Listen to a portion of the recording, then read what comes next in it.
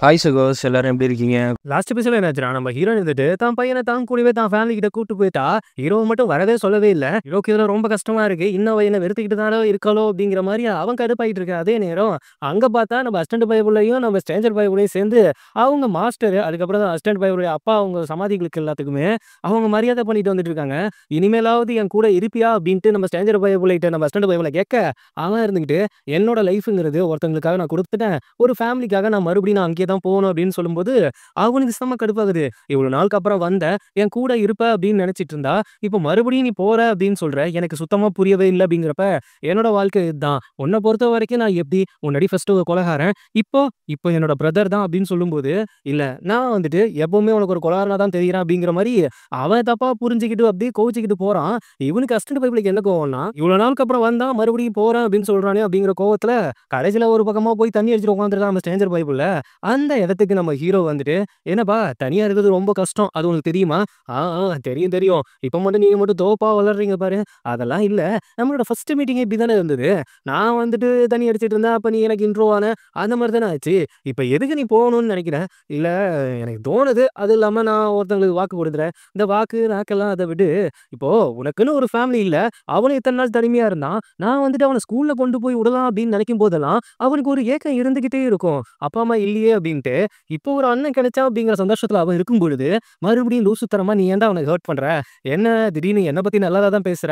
இல்ல ஃபேமிலிங்கிறது ஒருத்தனுக்கு ரொம்ப முக்கியமான விஷயம்ல. இவ்வளோ நாள் தனியா என்னோட பாதுகாப்பும், என்ன ஒரு பிரதர் மாரியும் பார்த்துக்கிட்டு அவன் லைஃப்ப வாழ்ந்துட்டான்.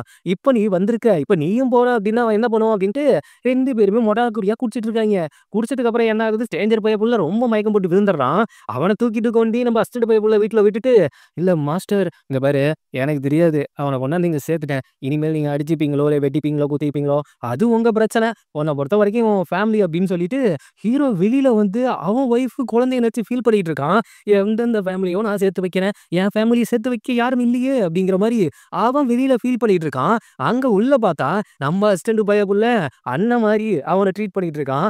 அப்போ வந்துட்டு அவன் ஷூ எல்லாம் கழட்டிட்டு தூங்க வைக்கலான்னு போறப்ப, "ஏய் ஏய் குட்டி பையா, நீ சின்ன வயசுல இருக்கும்போது நான் ஒரு ட்ரங்கன் மாஸ்டர் ஸ்டைல் பண்ணுவேன் தெரியுமா?" அப்படின்னு அவன் கைய கால அசைச்சு, போதையில இருக்கும்போது எப்படி சண்டை போடணும் அப்படிங்கிற ஒரு விஷயத்த, சின்ன வயசா குட்டி பையனா இருக்கும்போது நம்ம அசிஸ்டன்ட் பையன் புள்ளைக்கு முன்னாடி அவன் செஞ்சு காட்டியிருப்பான். அந்த மாரி அவன் செஞ்சு காட்ட நம்ம அசிஸ்டன்ட் பையன் புள்ளைக்குன்னா ரொம்ப பாசம். நமக்குன்னு ஒரு ஆள் இருக்காங்களே அப்படின்னு, ஹீரோயின் தான் அவரோட பையன கூட்டு போயிட்டான்ல. 2 மணி நேரம் ஆச்சு. அவனுக்கும் பார்க்கணும்னு தோணுச்சுன்ட்டு, ஹீரோயின் வீட்டு வாசல் முன்னாடியே போய் நின்னுட்டு இருக்கான். அவன் வந்தோனே, "குழந்தைய பார்த்து வச்சுரு. போலாமா? நம்ம உள்ள போலாமா? அப்பா வெளியில இருக்கிறது எனக்கு கொஞ்சம் கஷ்டமா இருக்குது. அவரு பிசினஸ் விஷயமா வந்திருக்காரு. உன்ன பார்க்க வரல" அப்படின்னு சொல்லும்போது, கல் நெஞ்சக்காரி அந்த குட்டி முயல் குட்டிகிட்ட என்னெல்லாம் சொல்லி வைக்கிறா பாரு அப்படிங்கிற மாரி தான் யோசிச்சுட்டு இருக்கான். அடுத்த நாள் வந்துட்டு மழைலாம் பெய்யுது. கொடை புடிச்சுக்கிட்டுலாம் நம்ம ஹீரோ வந்துட்டு அப்படியே நின்னு, "இன்னைக்கு என்ன விஷயமா வந்த?" "இல்ல நம்ம ஆர்மி ஃபேக்டரி விஷயமா வந்தேன்" அப்படின்னு சொல்லிட்டு, அடுத்த நாள் வந்துட்டு கிஃப்ட் குடுக்குறான். "இந்த கிஃப்ட் இது உனக்குன்னு இல்ல. நம்ம பையன் இருக்கான்ல." "என்ன? பையன் இருக்கான்ல, அவனுக்கு இந்த சாக்லேட் ஃப்ளேவர் ரொம்ப புடிக்கும். அதனால தான் வாங்கிட்டு வந்தேன்." அப்படின்னு சொல்லிட்டு, ஹீரோயிக்காக ஒரு பக்கம் வெட்கமா வருது இவன் எப்படி மறுபடியும் மறுபடியும் பண்ண. அப்படி போற போக்குல, "அந்த சாக்லேட் ஃப்ளேவர் ஒண்ணும் வெண்ணிலா ஃப்ளேவர் தாம்மா. அது உனக்கும் தான் சேர்த்து பிடிக்கும். 2 பேரும் சேர்த்து சாப்பிடுங்க." அப்படின்னு சொல்லிட்டு, அடுத்த நாள் வந்துட்டு ஒவ்வொரு காரணமா வச்சுட்டு ஒவ்வொரு டேவும் அவன் ஹீரோயின் வீட்டு வாசல் முன்னாடி தான் வந்து வந்து நின்னுட்டு இருக்கான். ஆனா ஹீரோயின் மனசு இறங்கவே இல்ல. அவன் அப்படி தனியா நிக்கிறது, கஷ்டப்படுறது, தான் பையனுக்காக ஏங்குறது எல்லாமே அவனுக்கு புரியுது. இருந்தாலும் என்ன பண்ண முடியும்? ஹீரோவ வச்சு செய்யணும் அப்படிங்கிற மாரி அவ முடிவு பண்ணிட்டா. அதுதான் உண்ம. படம் அப்படியே கொஞ்சம் போயிட்டே இருக்குது. அவ ஹீரோயினும் தன்னோட பிசினஸ் விஷயத்த பத்தி பக்காவா பிளான் பண்ணிட்டு இருக்கா. ஒவ்வொரு இதையும் ஹீரோ கிட்ட இருந்து பர்மிஷன் வாங்கிட்டே இருக்கா. பையன காட்டுறேன் அப்படின்னு சொல்லிட்டு. அப்ப அவளோட பையன்கிட்ட அவ கேட்கிறா, "நீ ஏன் இப்போ ஒரு மாரி சோகமா இருக்க?" "இல்ல அப்பா வராரு, பார்க்குறாரு, போறாரு. ஆனா நீங்க ஏன் உள்ள விடவே மாட்டேங்கிறீங்க?" "சரி நான் இங்கேருந்து நான் போகும்பொழுது, நீ அம்மா பக்கம் வருவியா? இல்ல அப்பா பக்கம் போவியா?" அப்படின்னு சொல்றப்ப, அந்த பையன் கரெக்ட்டா சொல்லிர்றான். "எனக்கு 2 பேரையுமே புடிக்கும். நான் அவரு பக்கமோ, இல்ல உங்க பக்கமோ போக முடியும். நாம ஏன் 3 பேரும் சேர்ந்து இருக்கக்கூடாது?" அப்படின்னு சொல்லும்போது, அவளுக்கு என்ன சொல்றதுன்னே தெரியல. குட்டி பையன் இப்படி சொன்னத கேட்டு அவ கொஞ்சம் ஷாக்ல தான் இருந்துட்டு இருக்கிறா. அப்ப ஸ்ட்ரேஞ்சர் பாய்க்குள்ள வந்துட்டு, "இதுதான் உங்க பழி வாங்குறதா?" அப்படிங்கிறப்ப, "இல்ல அதுக்குன்னு நான் வேற ஒரு பிளான் போட்டு வச்சுட்டேன்" அப்படின்னு ஹீரோயின் பேசிக்கிட்டே இருக்கிறப்ப, நம்ம ஹீரோ தன்னோட கைய தானே கட்டிக்கிட்டு வந்துட்டு, ஹீரோயின் வீட்டு முன்னாடி மண்டி போட்டு நிக்கிறான். அங்க இருக்கிறவங்கலாம் வித்தியாசமா பார்க்குறாங்க. ஏன் நம்மளோட மார்ஷல் வந்துட்டு ஹியூ ஃபேமிலியோட லேடி கிட்ட வந்துட்டு இப்படி மண்டி போட்டு நிக்கணும் அப்படிங்கிறப்ப, "நான் பண்ணது எல்லாம் தப்பு தான். இப்படி என்ன பிரிச்சு வச்சு ரொம்ப கொடுமை பண்ணாத. அது எனக்கு ரொம்ப கஷ்டமா இருக்கு. என்ன புரிஞ்சுக்கோ, என்ன ஏத்துக்கோ" அப்படின்னு மண்டி போட்டு நின்னுட்டு இருக்கான். அங்க இருக்கிற மக்கள் எல்லாம் ஆச்சரியமா பார்த்துட்டு இருக்காங்க. இப்படி அடிபணிஞ்சு நிக்கிறானே அப்படின்ட்டு. ஹீரோயினுக்கும் இது கொஞ்சம் தாங்கல. அவன அழைச்சிட்டு வந்து அப்படியே கிஸ் பண்ற மாரி கூட்டு போயிட்டு, பெட்ரூம்குள்ள போயிட்டு கண்ணெல்லாம் கட்டிட்டு உனக்கு நான் சர்ப்ரைஸ் பண்றேன் அப்படின்னு சொல்லிட்டு, அவனோட கைக்குள்ள லாக் போடுறா. அப்போ ஹீரோ கேட்குறான், "என்னது இது லாக்கு?" "இல்ல உன்ன நான் ரொம்ப ரொம்ப சர்ப்ரைஸ் பண்ண போறேன். ரொம்ப நாள் ஆச்சுல்ல நம்ம 2 பேரும் ரொமான்ஸ் பண்ணி" அப்படின்னு சொல்லிக்கிட்டு, அவ அங்கிருந்து கிளம்பிடுறா. அதுக்கப்புறம் கண்ண அவுத்து பார்த்ததுக்கு அப்புறம் தான் தெரியுது, ஹீரோவ அங்க லாக் பண்ணியிருக்கா அப்படின்ட்டு. அவளோட மைண்ட் செட் என்ன அப்படின்னா, தான் தனிமையா இருந்தப்ப, எங்கேயும் விடாம அடைச்சு வச்சு எவ்வளோ கொடுமைப்படுத்துனான். என்னோட ஆசைகளையும் கூண்டுக்குள்ள அடைச்சான். அத அனுபவிக்கணும் அப்டின்ட்டு, இந்த மாரி ஒரு விஷயம் பண்ணியிருக்கான். அப்பவும் ஸ்ட்ரேஞ்சர் பைபிள்ல வந்து கேட்குறான். "இது கரெக்ட்டா வருமா?" அப்டின்னு கேட்கிறப்ப, "எனக்கு தெரிஞ்சு இது கரெக்ட்டா வரும்" அப்டின்ட்டு, அங்க ஹீரோ கத்து மேல கத்து கத்திட்டு இருக்கான். "என்ன விட்டு போகாத, என்ன விட்டு போகாத" அப்டிங்கிற ஒரு மைண்ட் செட்லயே அவன் கத்திக்கிட்டு இருக்கான். அடுத்த நாள் காலையில வந்துட்டு நம்ம அசிஸ்டன்ட் பையன் போல தான் வந்துட்டு ஹீரோவ கூப்பிடலான்னு வந்திருக்கான். ஹீரோயின் என்ன சொல்றான்னா, "என்னால இப்போதைக்கு விட முடியாது" அப்டின்னு சொல்லும்போது, "எனக்கு நல்லா புரியுது மேடம். நீங்க எதுக்காக இப்டி பண்ணிட்டு இருக்கீங்க" அப்டின்ட்டு. "ஆனா என்னோட மாஸ்டர நீங்க ரொம்ப கொடுமைப்படுத்தக்கூடாது" அப்படின்னு சொல்லிட்டு, "அப்ப நான் 2 நாள் கழிச்சு வந்து நீயே கூட்டு போ" அப்படின்னு ஹீரோன்னு சொல்லிடுறா. அங்க பார்த்தா ஹீரோ செம்ம கடுப்புல வர மெய்ட புடிச்சு திட்டி, அவங்க கொண்டு வர சாப்பாடெல்லாம் அடிச்சு உடைச்சுக்கிட்டு கத்திக்கிட்டு இருக்கான். அப்ப ஹீரோயின் வந்துட்டு, "இப்போ புரியுதா என்னோட வலி? அது மட்டும் இல்லாம, இந்த மாரி டைம்ல நீ என்ன தொடும்போது அது எப்படி இருந்துச்சு அப்படிங்கிறத உனக்கு நான் நிரூபிக்கணும்ல. அதுக்காக என்ன பண்ண போற? ஏய் இப்படிலாம் பண்ணாத. சொல்றத புரிஞ்சுக்கோ. நான் பண்ணது தப்பு தான். ஆனா அந்த தப்புகள் எல்லாமே நீ என் பக்கத்துல இருக்கணும் அப்படிங்கிறதுக்கு மட்டும் தான். மத்தபடி ஏய் அப்படிலாம் சொல்லிட்டு அனுப்பிச்சுக்கலாமா? எவ்வளோ கஷ்டப்படுத்துறேன். இப்போ உன் இஷ்டம் இல்லாம ஒருத்தங்க உன்ன தொடும்போது உனக்கு எப்படி வலிக்கும் அப்படிங்கிறத, இங்க நிக்கிறாங்க பாரு 2 பொண்ணுங்க. அவங்க உன்ன தொடும்போது தெரியும் அப்படின்னு சொல்லிட்டு, அந்த 2 பொண்ணுங்களையும் ஹீரோ கிட்ட தப்பா நடந்துக்க உள்ள அனுப்பிச்சுட்டு, ஹீரோயின் வெளியில வரா. ஆனா அவ ஃபீல் பண்ணிட்டு தான் வரா. அங்க வந்துட்டு ஹீரோ கத்தி கதறான். ஏன்னா, ஃபீலிங்ஸ்ங்கிறது 2 பேத்துக்குமே ஒண்ணு தானே. ஆணோ, பொண்ணோ நமக்கு புடிச்சவங்க தான் இஷ்டம் இல்லாம தொடும்போது, அது ரேப்புக்கு சமம் அப்படிங்கிற மாரி தான் சொல்லுவாங்க. இதே மாரி தானே ஹீரோ ஒரு சில டைம் பண்ணியிருந்தான். அது எவ்வளோ கொடூரமா இருக்கும் அப்படிங்கிறத ஹீரோ உணர்றோம் அப்படின்னோனே, அந்த பொண்ணுங்க போயிட்டு அவன்கிட்ட கொஞ்சம் ராங்கா நடந்துக்க ட்ரை பண்ணும்போது, அவனுக்கும் அப்பதான் அந்த பெயின் புரியுது.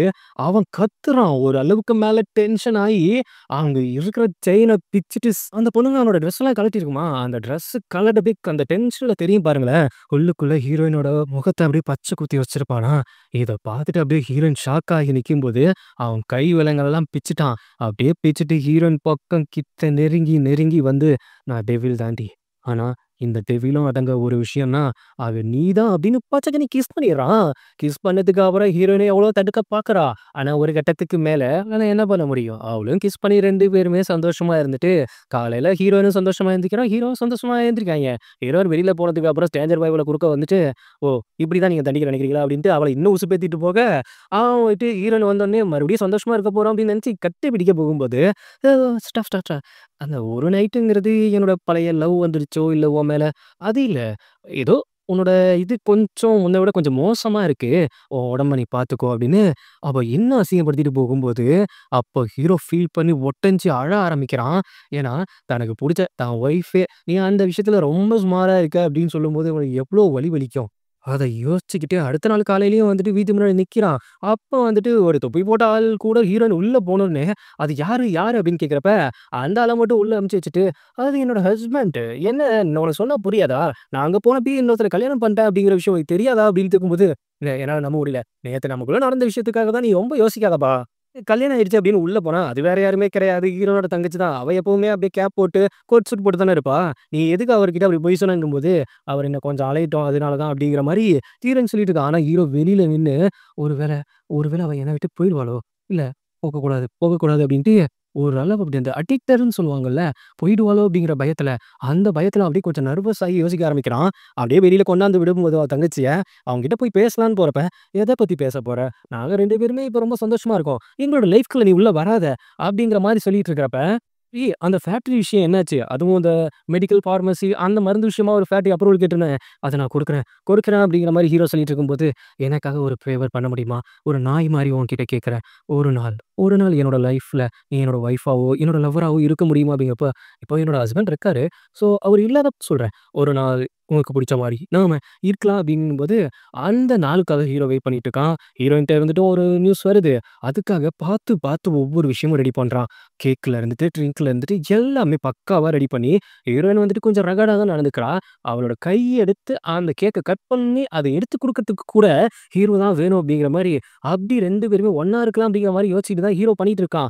எப்படியாவது அவனுக்கு நம்மளோட ஃபீலிங்ஸ புரிய வச்சிடலாம் அப்படிங்கிற மாரி தான் ஹீரோ ஒவ்வொன்னும் பண்ணிட்டு இருக்கான். ஆனா அவனோட எண்ணம் என்னன்னா, ஹீரோவ பழி வாங்கணும் அப்படிங்கிறது தானே. இப்ப ஹீரோயோட வீட்டுக்குள்ளேயே கூட்டு வந்துட்டு 2 பேரும் ஒண்ணா இருக்கலாம் அப்படின்னு முடிவு பண்றாங்க. ஹீரோவும் முடிவு பண்ணிட்டு 2 பேரும் ஒண்ணா இருக்கலாம் அப்படிங்கிற மாரி மைண்ட் செட்டுக்கு போயிட்டு, அவன் அப்பவும் கேட்குறான். "அப்போ உன்னோட ஹஸ்பண்ட் இங்க இல்லையா?" அப்படிங்கிறப்ப, அவரு ஒரு பிசினஸ் விஷயமா வெளிய போயிருக்காரு. வர கொஞ்சம் டைம் ஆகும் அப்படின்ட்டு 2 பேரும் ஒண்ணா இருக்கிற சமயத்துல கதவ டக்கு டக்குன்னு யாரோ தட்டுறாங்க. வெளியில வந்து பார்த்தா ஹீரோயோட தங்கச்சி தான். ஆனா ஹீரோவ பொறுத்தவரைக்கும் அது ஹீரோயோட ஹஸ்பண்ட் தானே. உடனே அந்த கபோர்ட்ல ஒளிஞ்சுக்க சொல்லிட்டு, இவங்க 2 பேரும் அப்படியே கட்டி புடிச்சு கிஸ் பண்ற மாரி ஒரு ரியாக்ஷன் பண்ணுவாங்க பாருங்களேன்.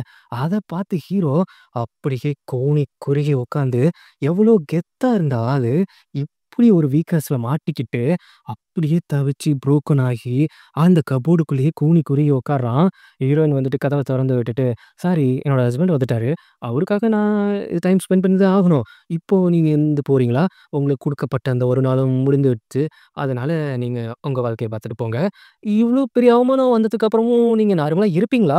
அப்படின்னு சொல்லும்போது, ஹீரோவுக்கு அந்த மைண்ட் செட்லயே அவனோட வேலைகளையும் எதையும் சரியா பார்க்க முடியல. நொந்து நூலாயிடுறான் ஒரு கட்டத்துக்கு மேல. என்ன பண்றது? ஏது பண்றதுன்னு தெரியாம, ஒரு பைத்தியம் புடிச்ச மாரி, தனக்கு புடிச்ச பொண்ணு இன்னொருத்தன் கூட, அதுவும் தான் கண்ணு முன்னாடி தான் ஒளிஞ்சிருக்கிற நேரம், எப்படி அந்த ஃபீல் அவ ஹீரோயின் இவனுக்கு குடுத்தாளோ, அதே நிலைமையில தான் ஹீரோயின அவனோட ஃப்ரெண்டு முன்னாடி ஒரு டைம் ஹீரோ அப்யூஸ் பண்ணியிருப்பான். இப்போ அந்த வலியையும் சேர்ந்து கொடுத்துட்டா. ஆக மொத்தத்துல அத யோசிச்சு, யோசிச்சு அவள எவ்வளோ கொடுமைப்படுத்தணும் அப்டின்ட்டு அவனோட மைண்ட் செட் ஃபுல்லா அதிலேயே மூழ்கி கிடந்து ஃபுல்லா ட்ரிங்க் தான் அடிக்கிறான். ஃபுல் அண்ட் ஃபுல் ட்ரிங்க் அடிச்சுக்கிட்டு பைத்தியக்காரத்தனமா தான் ஒரு மார்ஷல் அப்படிங்கிறதையே மறந்து, ஒவ்வொரு விஷயத்தையும் யோசிச்சு, யோசிச்சு பைத்தியக்காரத்தனமா ஆயிட்டுருக்கான். இதுதான் கரெக்ட்டான டைம் நம்ம அவங்கள அட்டாக் பண்ண அப்படின்ட்டு, நம்ம கசின் பயபுலயும், வில்லிக்கார பயபுலயும் கரெக்ட்டா ஹீரோவோட ஆஃபீஸ அட்டாக் பண்றாய்ங்க. அந்த இடத்துல நம்ம அசிஸ்டன்ட் பயபுல தானே இருக்கான். அவன அட்டாக் பண்ணலாம் அப்படின்னு ட்ரை பண்ணும்போது, சுத்தி அவனோட ராணுவம் அவங்கள வளைச்சிருது. ஹீரோ இப்ப எந்த ஒரு பொறுப்புலயுமே முழுசா ஈடுபடுறதில்ல. அதனால தான் நாங்க அட்டாக் பண்ணி டேக் ஓவர் பண்ணலான்னு வந்திருக்கோம் அப்படின்ட்டு, நம்ம அசிஸ்டன்ட் பயபுள்ளைக்கு துணையா நம்ம ஸ்ட்ரேஞ்சர் பயபுல வந்து நிக்கிறான். என்ன தாண்டி இவன தொடுங்கப்பா அப்படின்ட்டு 2 பேருமே மாத்தி மாத்தி அட்டாக் பண்ணிக்கிறாங்க. அதுல அசிஸ்டன்ட் பயபுள்ளையோட கையில வந்துட்டு புல்லட் பாய்ஞ்சிருது. சொல்லப்போனா ஸ்ட்ரேஞ்சர் பயபுள்ள தான் இவனுக்கு வந்த புல்லட்ட தடுத்து கையில வாங்க வச்சிருப்பான். அந்த அளவுக்கு பாதுகாத்துட்டோனே, உடனே "நீ இங்க இருந்து எல்லாத்தையும் சமாளிச்சுக்கோ. நான் போயிட்டு மாஸ்டர போய் கூட்டு வரேன்" அப்படின்னு சொல்லிட்டு, நேரா ஹீரோ முன்னாடி போய் தான் நிக்கிறான். அதுவும் ஒத்த கையில புல்லட் வாங்குன மாரி தான். "மாஸ்டர், நம்மளோட ஆஃபீஸ அவங்க டேக் ஓவர் பண்ணிட்டாங்க. தயவு செய்து வாங்க. நீங்க இப்படி இருந்தீங்கன்னா, நம்ம எதிரிகளுக்கு ரொம்ப வாய்ப்பா போயிடும். சொன்னா புரிஞ்சுக்கோங்க மாஸ்டர். வாங்க மாஸ்டர்" அப்படின்னு அவன் கெஞ்சி கூப்பிட்டுட்டு இருக்கான். இப்படியே போனா நம்ம ராணுவம் ஃபுல்லா அழிஞ்சிரும். நம்ம ஜாப்பனீஸ் வந்துட்டு டேக் ஓவர் பண்ணிட்டு இருக்காங்க நம்ம ஏரியாவ. கொஞ்சம் உங்களுக்கு புரியுதா இல்லையா? நீங்க இன்னும் அந்த காதல் வலி, அந்த மனசு வலியிலேருந்து வெளியில வாங்க அப்படின்னு சொல்லும்போது, அவன் திரும்பி ஒரே ஒரு பார்வை பார்த்துட்டு மறுபடியும் படி ஏறி மேல போயிடுறான். டேஞ்சர் பய புள்ள அங்கேருந்து தப்பிச்சு எப்படியோ வந்து ஹீரோயின தான் பார்க்க வரான். "நீ தண்டனை குடுத்ததெல்லாம் ஓகே தான். ஆனா, ஒரு மிகப்பெரிய மிருகத்த நீ அடக்கிட்டதா நெனைக்கிறேன். அந்த மிருகம் தான் இவ்வளோ நாள் நம்மள வேட்டையாடி காப்பாத்திட்டு இருந்தது அப்படிங்கிறத நீ மறந்துட்ட. இப்ப அந்த மிருகத்த நீ கூண்டுல அடைச்சுட்ட. அது உன்னோட பர்சனல். அத நான் எந்த விதத்திலயும் சொல்ல மாட்டேன். ஆனா, இப்ப நீ போனா மட்டுமே இங்க இருக்கிற பிரச்சனைக்கு முடிவு காண முடியும். உன்னோட ஒருத்திக்கு மட்டும் தான் அவன் கட்டுப்படுவான். நாங்க எவ்வளவோ ட்ரை பண்ணிட்டோம். இதுக்கப்புறம் நீ எடுக்கிற முடிவு தான்" அப்படின்னு சொன்னதுக்கப்புறம், குட்டி பையனும் ஓடி வந்து கட்டி பிடிச்சுக்கிறான். "எனக்கு அப்பா வேணும்" அப்படிங்கிற மாரி. அவளுக்கும் வேற வழி தெரியல. நேரா ஹீரோவ தான் போய் பார்க்க போறா. அப்படி பார்க்க போகும்போது, "நீ மறுபடியும் வந்துட்டியா? நான் உன்ன கஷ்டப்படுத்தணும்னு கஷ்டப்படுத்தல. ஆனா, நான் எனக்கு ஃப்ரீடம் எவ்வளோ முக்கியங்கிறத, இத விட எப்படி புரிய வைக்கணும்னு எனக்கு தெரியலடா" அப்படின்ட்டு 2 பேருமே ஹக் பண்ணிக்கிறாங்க. இப்பலேருந்து ஹீரோ கொஞ்சம் நார்மலாக ட்ரை பண்றான். அதுக்கப்புறம் கட் பண்ணி உடனே 2 பேத்துக்கும் கல்யாணம் நடத்தி வைக்கிறாய்ங்க சர்ச்சுல. அதுவும் குழந்தை பொறந்ததுக்கு அப்புறம்ப்பா. 2 பேரும் அழகா கல்யாணம் பண்ணிக்க, அங்க எல்லாருமே சுத்தி என்ஜாய் பண்ணிட்டு இருக்கிற நேரம், கரெக்ட்டா வில்லிகாரி உள்ள புகுந்து, "எப்பா எப்பா ரொம்ப சந்தோஷமா இருக்கீங்க போல. ஒருத்தி வாழ்க்கைய கெடுத்து விட்டு, அ எவ்வளோ சந்தோஷம்" அப்படின்னு நாம கசின் பயபுலயும் கூட தான் வந்து நிக்கிறான். "இங்க பாரு, இங்க இருக்கிற 100 பேர் என்னோட இப்போ உன்ன கைது பண்ணி, உன் ஃபேமிலிய கைது பண்ணி, எல்லாத்தையும் துடிக்க துடிக்க கொல்லணும். அதுதான் என் ஆசை" அப்படிங்கிற மாரி வில்லிகாரி சொல்லிட்டு இருக்கும்போது, "எது 100 ஆட்களா? என்னம்மா இப்ப காமெடி பண்ணிட்டு இருக்க? கொஞ்சம் வெளியில போய் பாரேம்மா. உன்னோட 100 ஆட்கள் இருப்பாங்களா?" அப்படின்ட்டு. "என்ன சொல்ற?" "ஆ இந்த மேரேஜே ஒரு பிளான் தான். அது உனக்கு தெரியுமா?" அப்படிங்கிறப்ப, "இல்ல எனக்கு புரியல. உங்கள எங்க பக்கம் வர வைக்கிறோம். சும்மா வந்துருவீங்களா நீங்க? அதனால தான் ஹீரோக்கு ஒரு மேரேஜ் பிளானயே போட்டோம். கண்டிப்பா நீங்க வருவீங்க. அதுவும் உங்க படைபலத்தோட வருவீங்க அப்படின்னு எனக்கு நல்லாவே தெரியும். அதனால தான் இப்படி ஒரு ஸ்கெட்ச போட்டு உன்ன வர வச்சு லாக் போட்டோம். இந்நேரம் உனக்கு இவ்ளோ அதிகாரம் குடுத்தானே ஒரு ஜாப்பனீஸ்காரன். அவன் என்ன ஹை கமாண்டர் அப்படின்னு நெனச்சிட்டு இருக்கியா? அவன் அப்படி பொய் சொல்லி உன்ன அப்யூஸ் பண்ணிட்டு இருக்கான். மத்தபடி அவன்கிட்ட இருக்கிறது ஒரு 100 பேர்லாம் இல்ல. ஒரு 40, 50 பேர தான். அதுவும் சிட்டிய கண்ட்ரோலா வச்சுக்கிறதுக்கு தான். அதுவும் அவன் ஆட்கள. நீ பாட்டுக்கு தப்பான இடத்துல போயிட்டு தப்பு தப்பாலாம் பண்ணிப்புட்டு, இப்போ இவ்ளோ ஸ்ட்ராங்கா வந்துட்டு பெரிய ஹை ஆஃபிஷியல் மாரி வந்துட்டு, நீ எங்கள லாக் பண்ண தான் நெனச்சு நீயே வந்து மாட்டிக்கிட்ட. ஓ! இதுலயும் நீ ஜெயிச்சிட்டியா? இதுலயும் நீ ஜெயிச்சிட்டியா அப்படின்னு சைடுல திரும்பி பார்த்தா ஹீரோவோட பையன் நிக்கிறான்.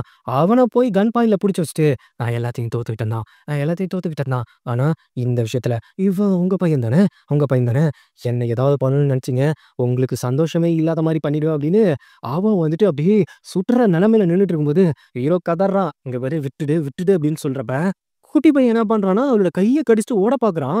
ஓடும்போது இவ கன் பாயிண்ட்ல வச்சு சுட்டும்போது, குறுக்க நம்ம கசின் பயப்புல உள்ள புகுந்து அந்த புல்லட்ட வாங்கிக்கிறான். அவன் உள்ள புகுந்து புல்லட்ட வாங்குனதுக்கு அப்புறம், அப்படியே வில்லிக்காரி பொட்டச்சு, "நீ ஏன்டா இப்படி பண்ண? நீ ஏன் இப்படி பண்ண? இங்க பாரு, நான் உன்கிட்ட ஒரு விஷயத்த புரிய வைக்கணும்னு தான் நெனச்சுக்கிட்டு இருந்தேன். ஆனா, உனக்கு கடைசி வரைக்குமே புரியல. மன்னிக்கிறதுங்கிறது எவ்வளோ பெரிய நல்ல விஷயம் தெரியுமா? அ? அது இப்போ எவ்வளோ பெரிய விஷயத்த பண்ணப்போது தெரியுமா? ஏன்டா இப்படி பைத்தியக்காரத்தனமா பண்ண? நீ என்ன ஒருத்தர் இல்ல. நான் எந்த ஒரு விஷயமுமே பண்ண மாட்டேன் அப்படிங்கிற மாரி தான் நீ யோசிச்ச." அப்படின்ட்டு ஹீரோவ பார்த்துட்டு, "டேய் மச்சான், இங்க பார், உன் குழந்தைய நான் காப்பாத்தியிருக்கேன். அதுக்காக நீ எனக்கு ஒரு ப்ராமிஸ் பண்ணணும். என்ன ப்ராமிஸ்? சொல்லு நான் பண்றேன். என்னன்னா, நான் இறந்ததுக்கு அப்புறம் இவள நீ மன்னிச்சு விட்டுறணும். அவள நீ எந்த விதத்திலயும் தண்டிக்கக்கூடாது. அவ உயிருக்கு உத்தரவாதம் நீ குடுக்கணும்." அப்படின்னு சொல்றப்ப, "நான் அத பண்றேன். உனக்காக பண்றேன்." அப்படின்னு சொல்லும்போது, "ஏய் ஏன்டா இப்படி முட்டாள்தனம் பண்ற? இப்ப பாத்தியா? மத்தவன் எவனுமே குடுக்க முடியாத பவர உனக்கு நான் குடுத்துருக்கேன். உன்ன யாருமே எதுவும் பண்ண மாட்டாங்க. நீ சந்தோஷமா இருக்கணும்." அப்படின்னு சொல்லிக்கிட்டு, அவன் அப்படியே அங்க இறந்துடுறான். எனக்கு தெரிஞ்சு, நம்ம கசின் பயப்புல என்னதான் ஒரு சில தப்புகள் பண்ணியிருந்தாலும், ஆனா வில்லிய லவ் பண்ண விஷயத்துல அவன் எந்த ஒரு தப்புமே பண்ணல அப்படிங்கிறத மட்டும் நான் தெளிவா சொல்லுவேன். எல்லா ஒன் சைட் லவ்லயும் இப்படி ஒரு ப்ரோக் இருக்க தான் செய்யும் போல. ஹீரோ இருந்துட்டு, அவன் கேட்ட ப்ராமிஸ நான் குடுத்துட்டேன். உன்னோட உயிருக்கு எந்த ஒரு ஆபத்தும் இருக்காது. ஆனா, நீ 100 நாள் ஜெயில்ல இருந்து தான் ஆகணும் அப்படிங்கும்போது, எது? நான் ஜெயில்ல இருப்பேன். அது ஒருபோதும் நடக்காது. அதுவும் உனக்கு கீழ ஜெயில்ல இருப்பேன்னு நெனைக்கிறது, நடக்கவே நடக்காது அப்படின்ட்டு, அவ டபுக்குன்னு கழுத்துல இந்த சைனைட் எடுத்து சாப்ட்டு, "இங்க பார், என்னோட கெத்தும், என்னோட பவரும் எப்பவுமே குறையாதுடா." அப்படின்னு சொல்லிக்கிட்டு, அவளும் அவ இறந்து போறா. அப்படியே நீலாம்பரி கதைய பார்த்த மாரி தான் இருக்குது. ஆனா, எனக்கு கொஞ்சம் லைட்டா முடிச்சுட்டாய்ங்களோ அப்படிங்கிற மாரி எனக்கு தோணுது. அப்படி ஒவ்வொரு ஃபேமிலியும் ஹேப்பியா இருக்காங்க. ஹீரோவோட நாட்டுக்கான அந்த போர் அறிவிப்பும் வருது. ஹீரோவும் கிளம்ப ஆரம்பிக்கிறான். இதுல என்ன ஒரு ஆச்சரியம்னா, நம்ம ஸ்ட்ரேஞ்சர் பையப்புள்ளையும் போருக்கு போறேன் அப்படின்னு சொல்லிக்கிட்டு, அசிஸ்டன்ட் பையப்புள்ளை கூட சண்டை போட்டுக்கிட்டு இருக்கான். அதுவும், "ஏய் இப்ப தான்டா நீ என் கூட இருக்கிற. இப்போ போயிட்டு போருக்கு போறியே" அப்படிங்கிற மாரி அவிங்க சண்டை போட்டுட்டு இருக்கும்போது, "நான் எப்பவுமே உன் கூட இருக்க முடியாது. இதுதான் என் தலையில எழுதப்பட்ட எழுத்து. நான் நம்ம நாட்டுக்காக போய் போராட போறேன். நீ இந்த கல்ல பத்திரமா வச்சுக்கோ" அப்படின்ட்டு, அவன் சின்ன வயசுல பிரிச்சு குடுத்துட்டு போயிருப்பான்ல ஒரு கல்லு. அதே மாரி இப்போ ஒரு கல்ல பாக்ஸ்ல போட்டு குடுத்துட்டு போறான். அங்க பார்த்தா நம்ம ஹீரோ ஃபேமிலி ரொம்ப சந்தோஷமா இருக்காய்ங்க. அப்ப ஹீரோயின் தான், "நீ முன்னாடி நின்னு போர் பண்ண போறியா?" அப்படின்னு கேட்கும்போது, "அப்ப இன்னமும் நீ என்ன நெனச்சு வருத்தப்படுறியா?" அப்படின்னு சொல்லும்போது, அது கொஞ்சம் வெட்கமா போயிட்டு அப்படியே ஜாலியா தான் இருக்காய்ங்க. உடனே ஹீரோயினோட தங்கச்சி வராளா, அவளுக்கு சுத்தமா ஹீரோவ புடிக்கவே இல்ல. "நீ தான் போருக்கு கூப்பிட்டதா?" அப்படின்ட்டு, என்ன தேவையில்லாம உன் தங்கச்சி என் மேல கோவப்படுறா? உடனே அசிஸ்டன்ட் பையப்புலயும் அங்க வந்துடுறான். அவன் வந்தோனே அவனையும் பார்த்து முறைக்க ஆரம்பிக்கிறா. எதுக்கு சம்மந்தமே இல்லாம இவங்க என்ன முறைக்கிறாங்க அப்படிங்கும்போது, ஹீரோயின் தான், "அது ஒரு தனி கதை. ஸ்ட்ரேஞ்சர் பயப்புல இருக்கான்ல, அவன் மேல லைட்டா இவளுக்கு கண்ணு. இப்ப நீ வேற அவன மைண்ட் வாஷ் பண்ணி போருக்கு கூப்பிட்டதா நெனச்சு உன் மேல கோவமா இருக்கா. அது சரி, அவன பார்த்து எதுக்கு முறைச்சுக்கிட்டு இருக்கா? அதுவா, இவ்ளோ தூரம் பாசமா இருக்கு அவள புரிஞ்சுக்கல. இவன் தம்பி தம்பின்ட்டு இவன் மேல பாசமா இருக்கான்ட்டு அவன் மேல அவளுக்கு கோவம். ஓ! இது ஒரு பாச போராட்டமா அப்படின்னு சொல்லிக்கிட்டு, இங்க ஃபன்னா போயிட்டு இருக்க நேரம், கரெக்ட்டா ஹீரோ வந்துட்டு, நம்ம அசிஸ்டன்ட் பையப்புல கிட்ட தான், "இனிமேல் நீங்க தான் பத்திரமா பார்த்துக்கணும். நான் வந்துட்டு போருக்கு போற சமயம் என்ன நெனச்சு அவ மிஸ் பண்ணிட்டு இருப்பா. அது மட்டும் இல்லாம நம்ம ஊர் மக்கள நீ தான் பாதுகாக்கணும்." அப்படிங்கிற மாரி அந்த பொறுப்ப அவன் கிட்ட குடுத்துட்டு, அப்படியே ஹீரோ ஃபேமிலியோடயே அப்படியே சந்தோஷமா இருக்கிறப்ப, "நீ உன்னோட நாட்டுக்கு போறியா? அங்க போயிட்டு சந்தோஷமா இருக்கியா நம்ம குழந்தையோடங்கும்போது?" "இல்ல. இதுதான் என்னோட நாடு. இதுதான் என்னோட வீடு. நான் உனக்காக எப்பவுமே இங்க வெயிட் பண்ணுவேன்." அப்படின்னு சொல்லிட்டு ஹீரோவும் ஹீரோயினும் கிஸ் பண்றாங்க. இப்படி ஒரு ஹாப்பி எண்டிங்கோடு அப்படின்னு சொல்ல முடியாது. ஒரு நல்ல எண்டிங்கோட முடியுது. கூண்டில் அடைத்து வைத்து என் காதலை புரிய வைக்க ஆசைப்பட்டேன். அவ்வளவு கூண்டை விட்டு வெளியே வர என் காதலையும் மறைக்க ஆசைப்பட்டாள். ஒருவன் கூண்டை திருடிக் கொண்டு செல்ல இறந்து விட்டாளோ என்று நினைத்த அந்த தருணம் என் கண்ணெதிரே உயிரோடு தோன்றினாள். மரணத்தில் அவளோடு சேர்ந்து விடலாம் என்று நினைத்த அந்த தருணம், உன் மரணமே என் கையால் மட்டுமே நிகழும் என அவள் வந்து என்னை காப்பாற்றினாள். தவிக்க விட்டாள். தவிக்கப்பட்டேன். கூண்டுக்குள் இருக்கும் அவளின் நிலையை புரிய வைத்தாள். புலம்பித் தவித்தேன். நெஞ்சில் நீ மட்டும் என புரிய வைக்க முயற்சி செய்தேன். புலம்பி புலம்பி பைத்தியக்காரனானேன். என்னை மறந்து என்னை இழந்து நடந்த அந்த தருணம் நான் உன்னவள் என்று வந்து நின்னால் இந்த உலகமே எந்தன் காலடியில் என நினைத்தேன் அந்த நிமிடம்.